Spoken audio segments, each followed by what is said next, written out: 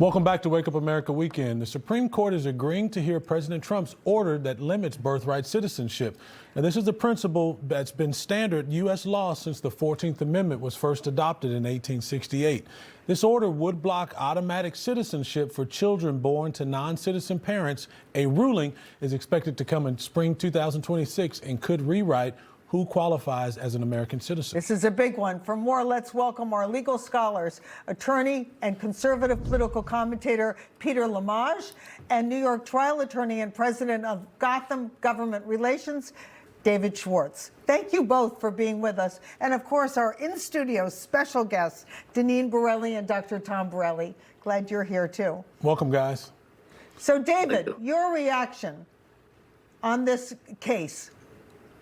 My reaction is I think the 14th Amendment is pretty clear that all children born in the United States are automatically United States citizens. So it's codified, it's in the Constitution, it's codified by federal law, and I don't think the Supreme Court is going to overturn that precedent. Let me just add, as a follow-up, isn't it true, though, that even at the time there were exceptions? For example, ambassadors from other countries whose wives gave birth while they were visiting the United States?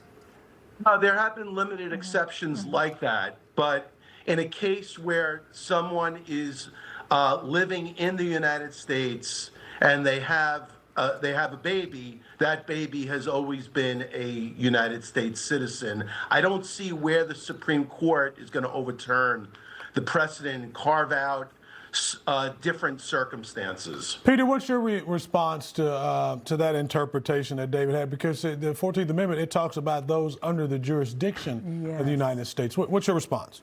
Well, the 14th Amendment, actually, and good morning, by the way, makes it clear that you have to have two kinds of jurisdictions over the person in the United States, and that is both political jurisdiction and territorial jurisdiction. Now, territorial jurisdiction is that when someone lives in the United States, obviously, if they commit a crime, they can go to prison, you can take them in front of a judge, you name it.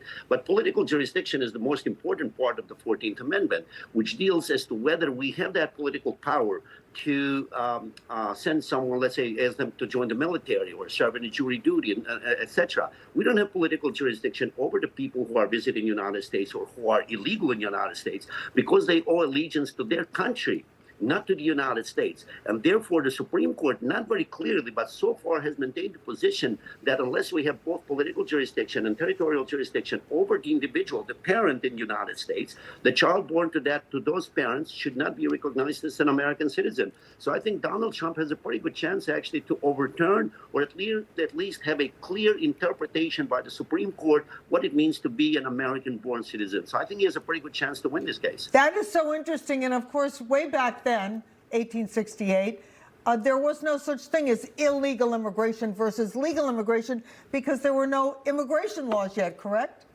That is correct. At that time, we were dealing with visitors, we were dealing with ministers, ambassadors, people who were in the United States for a different purpose or reason, and not to become American citizens, not to be part of the American legal system, if you will. Sure. So those were the exceptions that were carved out by the 14th Amendment.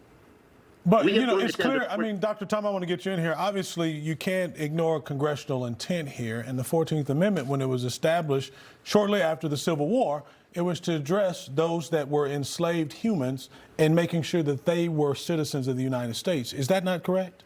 Excellent point, TW. I think that's the most important point. What was the intent at the time? Looking back over 200 years, you know, it's hard to make that draw. My biggest concern about this case is the precedent that has already been set. But you're right. I think at the time it was made to make sure that slaves or former slaves were U.S. citizens, period, full stop. Yeah, I mean, that's clear. And you can ascertain that from, you know, the time of the House proceedings and so forth. Yeah. But I do want to shift gears here. Our U.S. military strikes against those drug trafficking vessels near Venezuela are fueling a heated war with powers debates in Congress. Lawmakers warn the operations may exceed the president's authority, while the administration insists it has full legal backing. Peter, what are your thoughts about what's happening there off of the Venezuelan coast? Actually, we'll start with you, David. Let's get you in here. I mean, I think the administration has a meritorious argument that these narcotics traffickers are that we can wage war against them. My problem is, in this most recent case, are those two survivors that were clinging on to the boat. And when you look at our rules of engagement, our own rules of engagement, our Pentagon rules of engagement, as well as international law concerning war, the idea of killing those two people after the boat was destroyed may Yeah, be, but we received reports I that believe wasn't is a war accurate, that powers HECSEP did violation. not give that order, right? Isn't that correct, Deneen?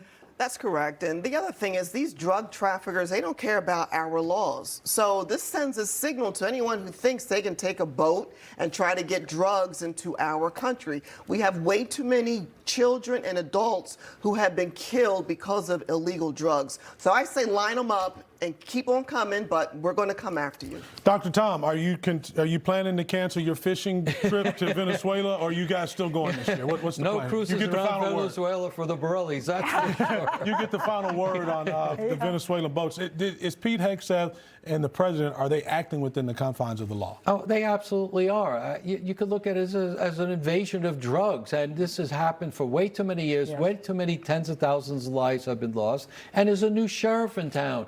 If you want to live, don't try to bring drugs into the U.S. I like that. I like that final word. Peter, David, thank you both. Dr. Tom and Deneen, don't go anywhere.